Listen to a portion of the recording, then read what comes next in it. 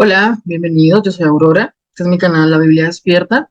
Vamos a continuar viendo pasajes del Nuevo Testamento, donde vamos a ver por qué es válido decir que el Dios de Jesús no es el mismo Yahvé cruel que en la mayoría del Antiguo Testamento se muestra. Seguramente todos lo sabemos, que el Dios del Antiguo Testamento pues era por lo general cruel y despiadado, bastante sanguinario, sangriento, y pues eso llama mucho la atención. Hoy en día hay interpretaciones que tratan de decir que todo eso es alegórico, es decir, que tiene un sentido como metafórico y que no debería entenderse de una manera literal.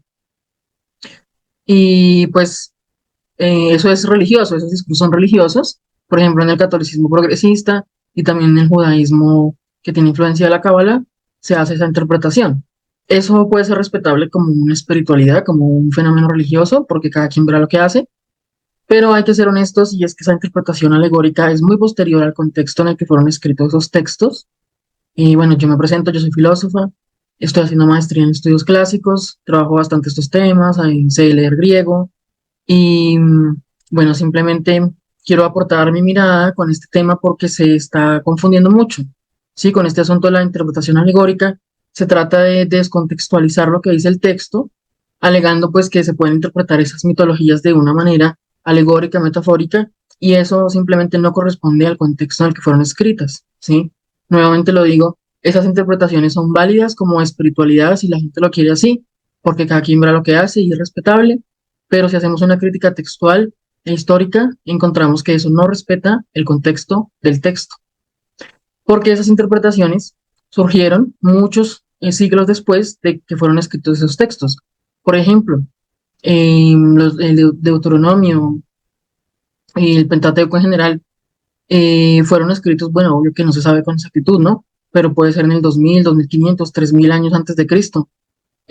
Son siglos demasiado, demasiado antiguos, demasiado arcaicos para tratar de relacionarlos con la interpretación alegórica, porque la interpretación alegórica surgió apenas en el siglo de los filósofos clásicos, a eso del 500, 600 antes de Cristo, y empezó a haber una evolución de la manera de pensar. Sí, esa interpretación alegórica de tomar los mitos y entenderlos de otra manera viene de Grecia clásica, apenas en el quinto siglo antes de Cristo, donde se empezaron a cuestionar sobre los mitos antiguos, precisamente porque ya no les veían sentido y cuestionaban que eran muy sanguinarios. Mm. Ese fue Platón el que cuestionó eso. Entonces propuso Platón que, ¿por qué no tener otros mitos, no? Por qué no crear otros mitos incluso nuevos, mejores, donde los dioses sean buenos? Porque los dioses de la mitología griega también eran bastante crueles. Entonces Platón propuso eso. Pero lo que él propuso fue pensando con la intención, el objetivo, la finalidad de mejorar los actos de la gente, porque él entendió que, acorde a los mitos, por la personalidad y las acciones que realizaban los dioses, la gente en su sociedad se justificaba a cometer esos actos también. Entonces él encontró que la gente imita a los personajes de los mitos y por eso propuso que esos mitos eran muy feos. En los mitos griegos también pasan muchas cosas horribles, asesinatos, violaciones, invasiones, todo eso. Los dioses hacían esas cosas en la mitología griega. Entonces él cuestiona eso y dice, o no eran dioses o los mitos están equivocados. ¿Mm? Entonces necesitamos mitos nuevos con dioses buenos, donde hagan actos buenos. Esa es una propuesta de Platón que hace en la República. Eso tuvo un impacto en la manera de pensar en Grecia y se fue desarrollando esto de la interpretación alegórica. Después Esopo, el de las fábulas, unos siglos después, creo que 2 siglos después de Platón, ya estaba haciendo cosas así. Todos sabemos las fábulas de Esopo, son con animales y eso y tienen una finalidad moralista, como dejar una moraleja, se llama, algo bonito, una enseñanza bonita, a partir de historias que no existen, ¿cierto? Eran entre animales, obviamente no existían esas historias, no sucedieron, eran relatos ficticios totalmente. Eso antes no existía, eso empezó a suceder después de esa propuesta de Platón. ¿Mm? Y entonces vamos, Platón, quinto siglo. Esopo, creo que fue en el segundo o en el tercero, antes de Cristo. Y en el primer siglo apareció Filón de Alejandría, que tomando esa manera de pensar nueva, de que se pueden crear mitos y que se pueden interpretar de otras maneras y que pueden tener finalidad más bien moralista, pues empezó a proponer eso, que más bien deberían interpretar los mitos del Antiguo Testamento con una finalidad moralista. Filón de Alejandría fue coetáneo de Jesús. Él empezó a desarrollar su obra apenas al mismo tiempo que Jesús estaba vivo y no tuvo impacto tan rápido porque en la antigüedad pues, no se tenía impacto tan rápido porque no era como ahora que había digitalidad ni nada de eso, sino que todo se demoraba muchas décadas. Entonces Filón de Alejandría tuvo impacto a partir del segundo siglo, digamos de una manera grande. ¿Mm? Y eso impactó realmente harto en el judaísmo, tanto que hoy en día sabemos que es la interpretación que principalmente se escucha que tienen. Sí, pero resulta que em, fue apenas propuesta en ese momento, en ese mismo primer siglo, y solo tuvo impacto a partir del segundo siglo después de Cristo ya en adelante. Y el culmen de esa propuesta es el Zohar, el libro del Zohar, que fue escrito apenas en el año 1200, en la Edad Media, ¿sí? Que es en el que se basa principalmente la Cábala. Entonces esas interpretaciones son muy posteriores y en retrospectiva. Entonces toman un texto muy arcaico y lo interpretan con otra manera de pensamiento. Platón no propuso eso. Yo aclaro, es que no es que Platón propuso eso. Él lo que había dicho era que había que crear mitos nuevos con dioses buenos, para que los actos de los hombres fueran buenos. Eso fue lo que propuso Platón. Lo que hicieron, en cambio, fue coger los mismos mitos, pero interpretarlos diferente, en vez de cambiar los dioses y los actos horribles que salen allí. Conservaron eso, pero intentan interpretarlo de otra manera y darle otro sentido. O sea, ni siquiera es lo que dijo Platón. Platón no dijo eso. Platón dijo hacer mitos nuevos con dioses buenos para que los actos de los hombres sean buenos. Esa era la finalidad de Platón. ¿Mm? Entonces, cuando estamos hablando de la interpretación alegórica, estamos hablando de una interpretación mal hecha, de una propuesta de Platón mal aplicada y que además no corresponde con el contexto histórico de esos textos tan antiguos. Además de eso, también eh, la revisión histórica trata de decir que, pues, que esas concepciones de Dios corresponden al paradigma de la época en la que se trataba de justificar que todo lo malo lo hacía Dios y lo tratan de entender de una manera como antropológica. ¿Mm?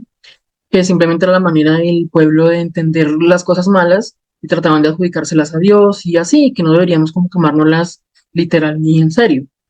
Esas interpretaciones historicistas, racionalistas, lógicas, son correctas si hablamos en un sentido precisamente antropológico de cómo cada pueblo entiende las cosas y su Dios y su mitología, ¿sí? Son válidas esas interpretaciones en esas áreas, ¿no? En la antropología principalmente o en la historia. Pero si vamos a hacer un análisis de crítica textual, textual como tal, de estudio bíblico, tenemos que reconocer que ese paradigma historicista, lógico, racionalista, es nuestro y no corresponde al contexto del texto.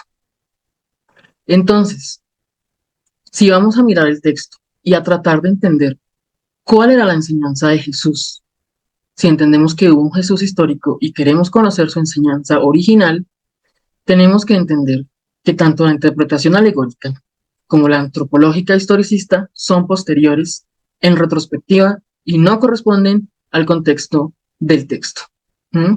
Jesús, en cambio, lo vemos en todos los pasajes del Nuevo Testamento, tanto en los evangelios sinópticos, Lucas, Marcos y Mateo, como en Juan, o sea, los cuatro evangelios, que siempre que Jesús se refiere al Antiguo Testamento, se refiere en un sentido materialista totalmente.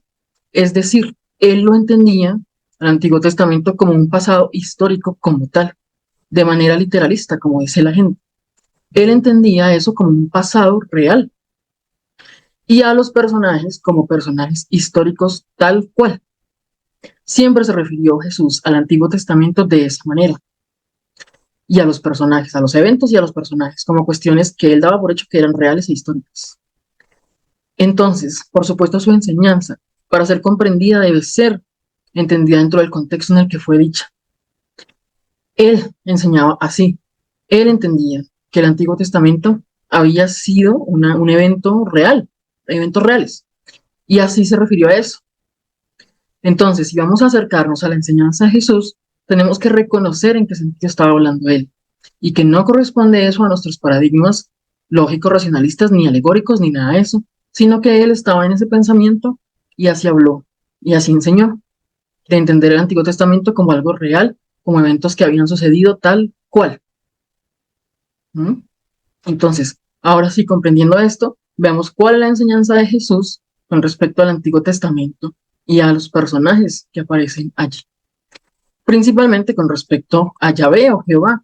Ya sabemos, si has pasado por mi canal antes, ya sabemos que Yahvé y Jehová son un mismo personaje, son dos nombres, Yahvé, Jehová, que se han dado simplemente para tratar de nombrar el tetragramatón del hebreo, las cuatro letras con las que se nombraba a Dios, porque como no tienen las vocales, entonces se trató de rellenar de una manera o de otra, y por eso hay ambas traducciones, Yahvé o Jehová, pero se refiere al mismo nombre, al tetragramatón, y entonces principalmente se puede referir al mismo personaje. Eso, en estos pasajes que vamos a ver, simplemente voy a llamarlo llave de Jehová, porque sé que algunas personas usan uno, otras usan otro. Simplemente estamos hablando de lo mismo, es un mismo nombre hebreo que es el tetragramatón. Bueno, con el que se llamaba a Dios. ¿Mm? Entonces, vamos a ver unos pasajes horribles de las fechorías de Yahvé. Hay muchísimas, si nos ponemos a decir todas las fechorías que hizo Yahvé, Jehová en el Antiguo Testamento, no terminaríamos nunca. Solo tomé unas que son, pues, como feas, como impactantes, para que veamos el nivel de crueldad y de obscenidad que tenía ese personaje. Y simplemente porque los videos no pueden ser tan largos, porque por mí ponía 500 tutoriales, ya ve que hay montones en el Antiguo Testamento y parece que no se acaban. Y si quieres conocer otras, pues continúa en el canal porque iremos compartiendo muchas más. Hoy vamos a ver solo unas para mostrar muy claramente cómo Jesús se distancia de ese personaje cruel y no puede considerarse que sea el Dios de Jesús por los actos precisamente. Bueno, entonces vamos a ver esto.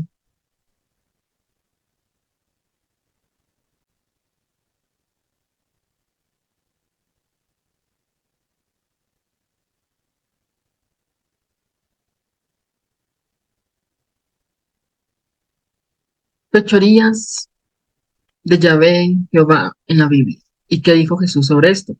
Cuando digo Yahvé Jehová, bueno, ya sabemos que es un mismo personaje, pero para especificar más, porque el nombre a veces tiene diferentes concepciones, me voy a referir en específico al Dios cruel, que es lo que estamos hablando.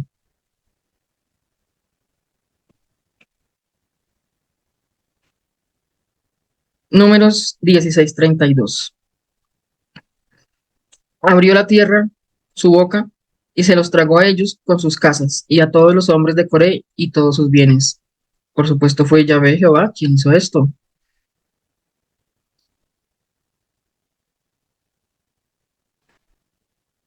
Ah, a propósito, voy a dejar el drive de la presentación disponible para todos por si la quieren mirar, compartir, descargar, lo que sea. Vamos a ver otro. Aún, números 11:33. Aún estaba la carne entre los dientes de ellos. Ah, bueno, el contexto es que la gente tiene hambre y se está quejando de que tiene hambre. Entonces, mira lo que pasa. Aún Yahvé les manda comida, les manda unos cornes para que coman, pero ahí mismo dice, aún estaba la carne entre los dientes de ellos antes de que masticaran, cuando la ira de Jehová se encendió en el pueblo, e hirió Jehová al pueblo con una plaga muy grande. O sea, ellos le pidieron comida, se estaban quejando de que tenían hambre, les dio comida, que eran codornices, pero ahí mismo, mientras comían, les mandó una plaga para que fueran devorados las personas. O sea, él mismo a su propio pueblo los asesinaba.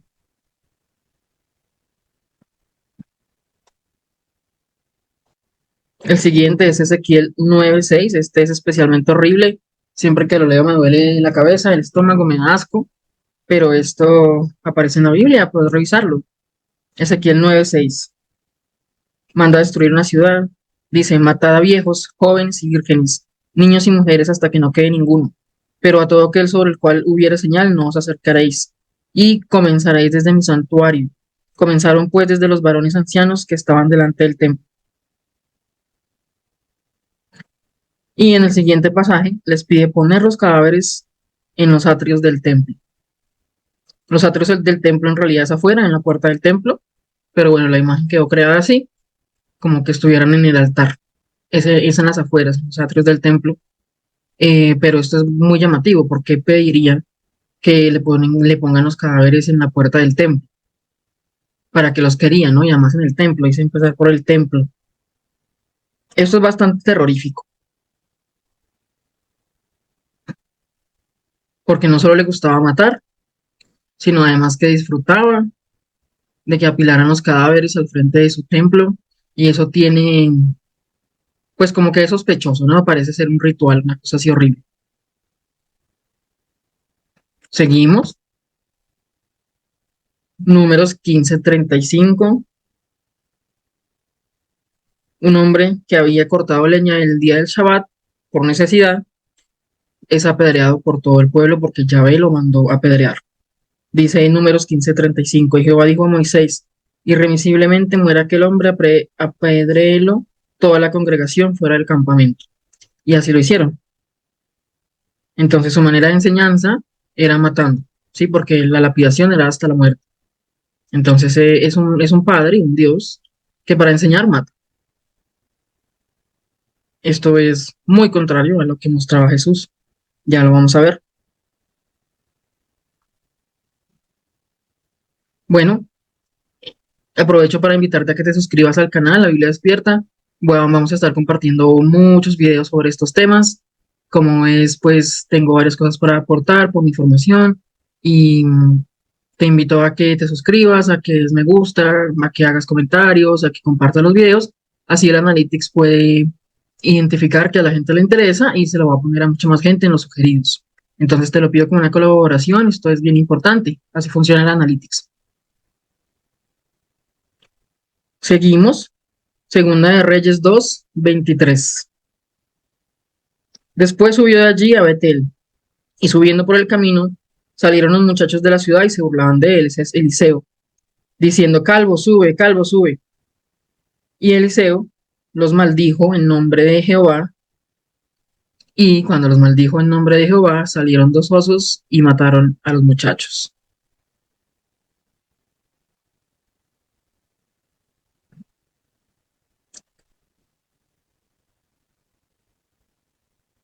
La plaga tras el censo de David, dice,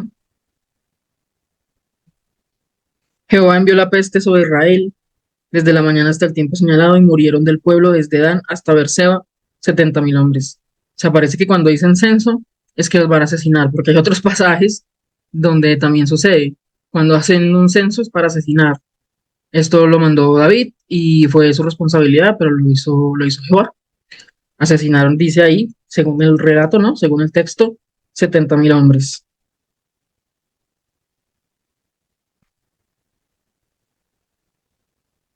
Números 21:4.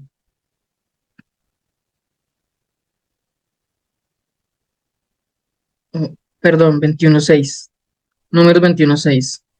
El contexto es que la gente estaba hambrienta, es cuando salen de Egipto, están en su éxodo y reclaman que no tienen comida, que están en el desierto hace mucho y no están comiendo sino algo muy simple.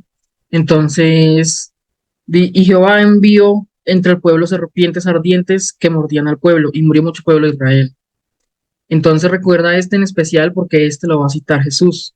Sí, la gente tenía hambre, estaba desesperada, estaban desolados en el desierto, estaban con hambre, estaban sin hogar, estaban deambulando y pidieron comida, pidieron algo mejor, porque estaban comiendo solo con un panásimo, una cosa muy sencilla, sin sabor ni nada.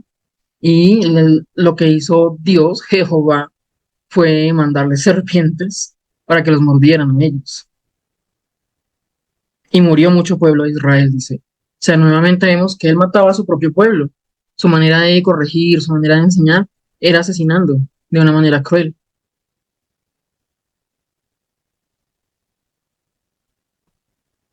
Entonces, ¿qué dijo Jesús sobre esto? Ah, se me olvidó mostrar una cosita sobre uno. Nos vamos a devolver harto, porque se me ha olvidado y es mejor mostrarlo. Números 16:32. Aquí en este pasaje dicen que la tierra se abrió, ¿sí? Jehová hizo abrir la tierra y hizo que la gente cayera en ella. Pero además dice que descendieron vivos al Seol, al Seol. O sea, el Seol es como el infierno, es un lugar algo así como físico que quedaba debajo de la tierra, supuestamente en los relatos, y donde pues se sufría. ¿M? Se sufrían torturas, vejámenes, era un lugar de horror, de castigo. Y están diciendo que los descendieron vivos al Seol, imagínense. Qué cosa tan espeluznante, tan horrible. Entonces, pues son relatos horribles, horribles. Yo sé que estos pasajes no se leen así en las iglesias, ¿no? Solo se leen las cosas bonitas, y bueno, algunos pasajes como los de Egipto sí se leen, pero no sé, hay mucho adoctrinamiento y se trata de hacer justificable que Dios haga esas cosas tan horribles.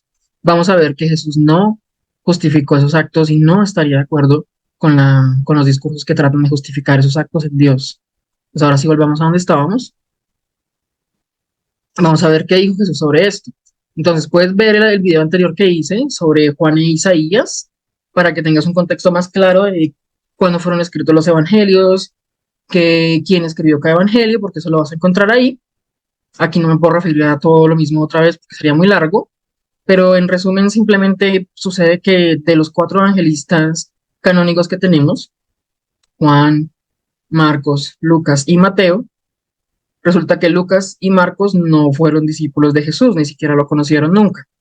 Ellos llegaron mucho después, se sabe de Lucas que él se copió de Mateo y Lucas fue mucho después de Mateo, primero fue Mateo, Lucas no era discípulo, como te digo, Mateo sí, Mateo y Juan sí eran discípulos. Lucas llegó mucho después y se copió de Mateo en muchas cosas. Entonces, aquí lo importante que vamos a ver es que Mateo, que sí era discípulo de Jesús, incluyó este pasaje. También aparece en Lucas, pero ya te digo, Lucas se copió de Mateo, porque fue mucho después. Sí, entonces lo importante es que Mateo, que si era discípulo de Jesús, lo mismo que Juan, que si era discípulo de Jesús y además de la comunidad privada, el caso de Juan, que allí en ese video de Juan e Isaías también vas a conocer que era la comunidad privada de Jesús, porque la enseñanza de Jesús tenía varios círculos, no todos los discípulos accedían a la misma información. Mateo sí era discípulo, pero el círculo amplio, y en cambio Juan no solo del círculo amplio, sino que además estaba en la comunidad más privada. Entonces por eso en Juan hay una enseñanza muy superior y es la más importante. Pero también estamos viendo que Mateo, que sí era discípulo por lo menos del círculo amplio, que sí conoció a Jesús y que sí andó con él, mira lo que está diciendo. Es un discurso de Jesús. Mateo 7:7. Pedid y se os dará, buscad y hallaréis, llamad y se os abrirá. Porque todo aquel que pide recibe, y al que busca halla, y al que llama se le abrirá. ¿Qué hombre hay de vosotros que si su hijo le pide pan le dará una piedra? ¿O si le pide un pescado le dará una serpiente? Pues si vosotros siendo malos sabéis dar buenas dádivas a vuestros hijos, ¿cuánto más vuestro Padre, que está en los cielos, dará buenas cosas a los que le pidan? Aquí puse subrayado el pasaje más importante en amarillo. O si le pide un pescado, le dará una serpiente. ¿Ves? Dices, ¿quién de ustedes sería capaz de algo tan malo como eso? Es el sentido que tiene, ¿cierto? Si hasta ustedes hacen cosas buenas por sus hijos, imagínense todo lo bueno que hace el Padre, ¿cierto? Y está criticando a alguien que dio serpientes en vez de pescado. ¿Quién fue? ¿Quién fue? Recordémoslo. Números 21:6. Envió serpientes a su pueblo porque tenían hambre y le habían pedido comida.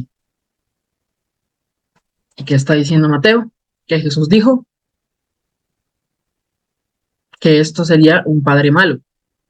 Es el sentido que tiene el pasaje. Y que nuestro Padre, el Padre de Jesús, en cambio solo da cosas buenas. Mira otra vez. ¿Qué hombre hay de vosotros que si su hijo le pide pan le dará una piedra? ¿O si le pide un pescado le dará una serpiente? Pues si vosotros siendo malos sabéis dar buenas dádivas a vuestros hijos, ¿cuánto más vuestro Padre que está en los cielos dará buenas cosas a los que le pidan? ¿Ves que está diciendo que Dios es bueno y da cosas buenas? ¿Y que quién tan malo sería que da serpientes en vez de pescado? Ujú. Y bueno, el pasaje de Lucas, que lo alarga un poco, dice en Lucas 11:9, yo os digo, pedid y se os dará, buscad y hallaréis, llamad y se os abrirá, porque todo aquel que pide recibe, y el que busca halla, y el que llama se le abrirá. ¿Qué padre de vosotros si su hijo le pide pan le dará una piedra? ¿O si pescado en lugar de pescado le dará una serpiente? ¿Si le pide un huevo le dará un escorpión? Pues si vosotros siendo malos sabéis dar buenas dádivas a vuestros hijos, ¿cuánto más vuestro Padre Celestial le dará a quienes se los pidan? ¿Ves? O sea, bueno, Lucas se copió de Mateo, ya sabemos. Pero lo importante es que Mateo, que si era discípulo de Jesús, puso este pasaje. O sea, puede ser un discurso original de Jesús. ¿Lo ves? O sea, palabras originales de Jesús, porque no son coherentes con la construcción judío-cristiana de la religión que se inventaron después. ¿Cierto? Está criticando a Yahvé. el Yahvé cruel. Seguimos, muy importante, nuevamente, siempre lo sacamos, pero siempre lo mostramos, pero es muy importante siempre. Juan 8:40. Este es Juan, recuérdalo, sí era discípulo de Jesús y además era discípulo de la comunidad privada. Pero ahora procuráis matarme a mí, hombre que os he hablado la verdad, la cual he oído de Dios. No hizo esto Abraham. Vosotros hacéis las obras de vuestro padre. Entonces le dijeron, nosotros no somos nacidos de fornicación. Un padre tenemos que es Dios. Jesús entonces les dijo, si vuestro padre fuese Dios, ciertamente me amaríais, porque yo de Dios he salido y he venido, pues no he venido de mí mismo, sino que Él me envió. ¿Sí? Mi padre. ¿Por qué no entendéis mi lenguaje? ¿Por qué no podéis escuchar mi palabra? Vosotros sois de vuestro padre el diablo, y los deseos de vuestro padre queréis hacer. Él ha sido homicida desde el principio, y no ha permanecido en la verdad, porque no hay verdad en él. Cuando habla de mentira, de suyo habla, porque es mentiroso y padre de la mentira. Y a mí, porque digo la verdad, no me creéis. Esta palabra diablo no significa lo que nosotros entendemos. ¿No? Significa en griego, es una palabra del griego diabolos, aquí la puse, diabolos así, y significa usurpador, calumniador. Entonces está diciendo, vosotros sois de vuestro padre el calumniador, usurpador. Él ha sido homicida desde el principio y no ha permanecido en la verdad porque no hay verdad en él. O sea, es asesino y mentiroso. ¿Sí? Entonces, mira cómo les está diciendo al Padre, que era la manera de decir también Dios, a los fariseos, que son los que representan la versión más ortodoxa de la religión, o sea, la más tradicional, que es el sentido que tiene ese pasaje. Él está en conflicto con los que representan a la versión más tradicional de la religión en ese tiempo. Y les está diciendo que ellos son hijos del diablos, o sea, del usurpador, calumniador. ¿Qué significa la palabra usurpador? Usurpador significa quien tomó un lugar que no le corresponde. Sí, calumniador es mentiroso, estafador. Entonces, en los diccionarios, puedes buscarlo, salen ambos significados, usurpador, calumniador. Te lo está diciendo, pues, asesino, mentiroso, estafador, sí, de todo. Mira, él ha sido homicida, al principio no ha permanecido en la verdad, porque no hay verdad en él. Cuando habla mentira, de eso yo habla. Es un mentiroso y un asesino y un engañador totalmente. ¿Mm? Entonces, y en Juan 10:10 vemos esto. El ladrón no viene sino para hurtar y matar y destruir. Yo he venido para que tengan vida y para que la tengan en abundancia. Yo soy el buen pastor su vida por las ovejas. O sea, él está hablando, haciendo una oposición. Dice, hay un ladrón que vino a hurtar, matar y destruir. Yo en cambio he venido para que tengan vida, para que la tengan en abundancia. Yo soy el buen pastor su vida por las ovejas, o sea, me voy a sacrificar. Sí, él está hablando de la crucifixión, pero se está oponiendo a ese ladrón. Entonces vemos que en el pasaje anterior lo llamó usurpador, homicida, mentiroso, y en este ladrón hay una oposición. Uno que vino a hurtar, matar y destruir. ¿Quién hacía esas cosas? Ya vimos, ¿cierto? Yahvé el cruel. Y dice en Juan 3:19-21, esta es la condenación, que la luz vino al mundo y los hombres amaron más las tinieblas que la luz, porque sus obras eran malas. Porque todo aquel que hace lo malo aborrece la luz y no viene a la luz, para que sus obras no sean reprendidas. Mas el que practica la verdad viene a la luz, para que sea manifiesto que sus obras son hechas en Dios. ¿Sí? Entonces nos está hablando que las obras buenas son de Dios, son acordes a Dios. ¿Mm? Y veíamos en el pasaje del pescado, de las serpientes, que estaba diciendo que Dios Padre solo trae cosas buenas, ¿cierto? Entonces, ahora sí. Bueno, y recordemos además entonces el bonito pasaje que lo tienen los cuatro evangelios, donde Jesús multiplica pan y pescado para 5.000 personas. Entonces, ves, él es un personaje totalmente opuesto a Yahvé cruel. El Yahvé cruel le pedían comida y les mandaba serpientes. Eh, Iba y los mandaba al Seol, los hacía caer vivos al Seol, asesinaba a un montón de gente, les pedía que la pidaran cadáveres frente del templo, un montón de cosas horribles. Pedía sacrificios, yo tengo otro video si quieres lo buscas, creo que es un short, donde puse los pasajes donde se nota que Yahvé sí pedía sacrificios humanos, y en cambio Jesús está diciendo yo soy el sacrificado, ¿sí? O sea, Yahvé pedía sacrificios de niños, de hijos, y todos sabemos que en Egipto mató un montón de niños, los primogénitos de Egipto. En cambio Jesús está diciendo yo voy a ser el sacrificado, ¿sí? Todas las obras de Dios son de luz y ustedes hagan también las obras de Dios y por el sacrificio, no se preocupen que lo voy a hacer yo, conmigo mismo. Sí, en otros pasajes que ya, como te digo, no puede ser tan largo el video, no podemos contar todo siempre, pero Jesús dice directamente eso, sí, que Él no quiere más sacrificio, sino que el único sacrificio va a ser el propio. pero ya lo veíamos cuando él se llamaba el pastor que se sacrifica por sus ovejas, ¿sí? Entonces él se está oponiendo a ese ladrón, usurpador, homicida, mentiroso, engañador, todo eso, y viene a todo lo contrario, viene a traer la luz, viene a ayudar, viene a sanar, repartió alimento. ¿M? Entonces son personajes totalmente contrarios. Entonces, ahora sí, voy a dejar de compartir y bueno, entonces, esto era lo que yo te quería mostrar. Yo sé que a veces es un poco raro, es un poco difícil aceptar que la enseñanza de Jesús haya sido olvidada tanto tiempo, que no la hayamos entendido, que las iglesias no enseñen esto, pero simplemente es así, es así. Los estudios bíblicos son realmente muy recientes. Las iglesias tenían como el monopolio de los estudios bíblicos hasta el siglo XIX o por ahí. Incluso las traducciones de la Biblia fueron siempre las de las iglesias. Primero la de la Iglesia Católica toda la vida y después cuando aparecieron los protestantes empezaron a hacer de ellos. Pero hay muchísima manipulación precisamente por eso. Fueron las iglesias principalmente las que tuvieron el poderío sobre la Biblia. Eran ellos los que hacían las traducciones, eran ellos los que hacían los estudios. Universidades no había. Sí, el contexto universitario empezó apenas hace unos 250 años. Antes de eso lo que había era la escolástica, que era una enseñanza de la iglesia, que empezó siendo para sacerdotes únicamente y se fue abriendo a otros hombres y así. Pero, pero era de la iglesia, y siempre fue administrada por la iglesia. Y obviamente en estos temas más que en otros hay mucho adoctrinamiento y todos los autores y pues personas que aportaron al estudio de la Biblia realmente eran teólogos, eran curas o pastores. Entonces todos tenían su adoctrinamiento y defendieron su adoctrinamiento. Entonces ya vas a ver que hay muchísimas modificaciones en muchísimos pasajes están mal traducidos y las interpretaciones fueron simplemente acomodadas para esa doctrina judio-cristiana que trató de pegar como con saliva, como con mocos, que supuestamente Yahvé el cruel era el mismo padre de Cristo cuando él está diciendo claramente que no, de Jesús, que él está diciendo claramente que no, porque no hay manera de negar que no puede ser que Yahvé el cruel sea el Dios de Jesús, porque Jesús está haciendo un repudio, una, sí, una diferenciación con respecto a los actos crueles, al asesinato, al engaño, al tratar cruelmente a los hijos, o sea, a nosotros. Sí, entonces no se puede sostener de ninguna manera que supuestamente sí lo sea. Y el Yahvé cruel, el Padre Jesús, porque nunca Jesús justificó alguno de esos actos crueles que ese personaje hizo. No hay manera de tratar de sustentarlo. Entonces, ¿qué pasa? Los sinópticos, que son Lucas, Mateo y Marcos, fueron muy manipulados porque estuvieron, digámoslo así, como a la intemperie en las manos de las masas mucho tiempo.